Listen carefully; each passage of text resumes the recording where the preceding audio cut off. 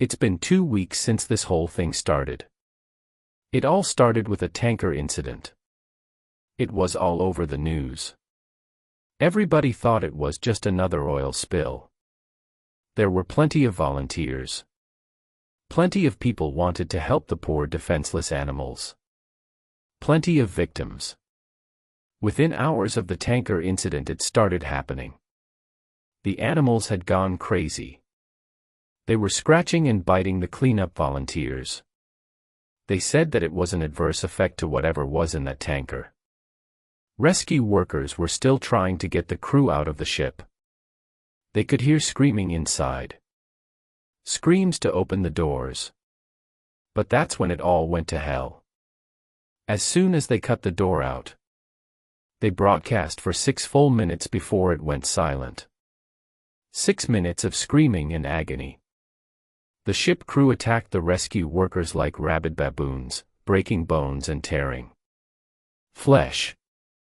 The people on the shore weren't faring any better. Those that had been attacked by animals were attacking everyone else. It was worse than any war zone report. It was sheer brutality. And yet the broadcast still went on for 6 minutes. 6 minutes and then blank faces. Nobody could explain what was happening. They tried to continue with the regular news, trying to talk about the economy, the weather. A cute human interest story, anything at all. But they couldn't make us unsee what we saw. I tried to continue my regular existence, but every time I switched on the news, or walked by a newsstand, it was there. The big mystery. They had some explanations, some kind of infection, rain parasites. But it didn't matter. It wasn't an infection we were afraid of. It was them. For days after the initial report, a state of emergency was raised. And yet we'd all seen this before in every zombie movie ever produced. People didn't know who to trust. Overstockpounding food and weapons. Some tried to flee, but it seemed every zombie movie was right. They didn't make it. 3 days later they arrived in my town. I expected moans, Shefflin corpse dismemberment. But that's where the movies lied. They ran through the streets screaming.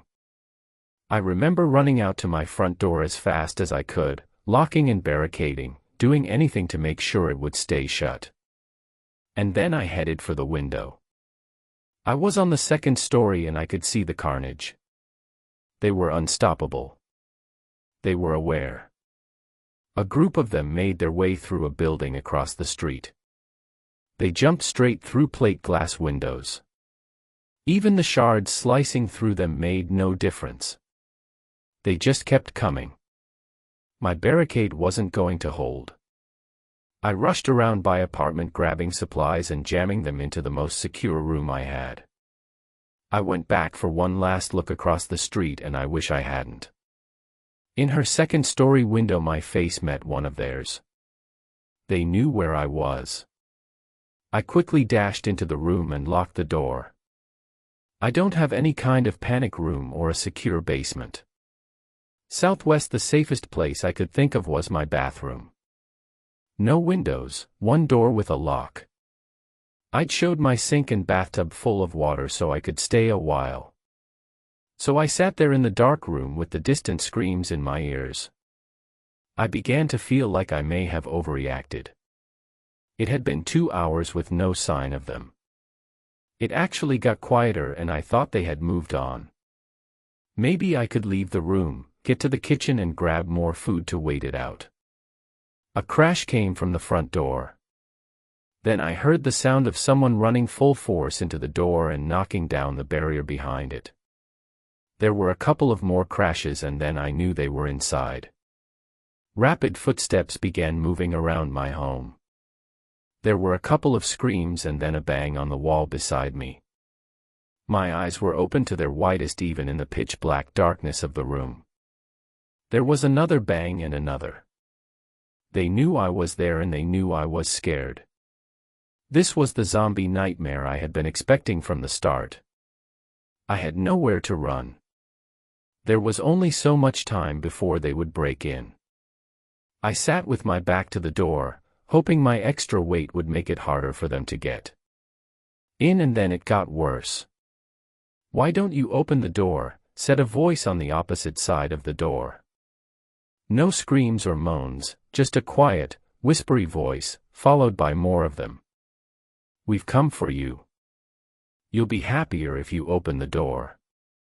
It's not so bad." The whispery voices became a kickoff and he of noise trying to persuade me to break. To fool me. I had heard that the moaning of zombies would drive people insane, but this was worse, a siren call.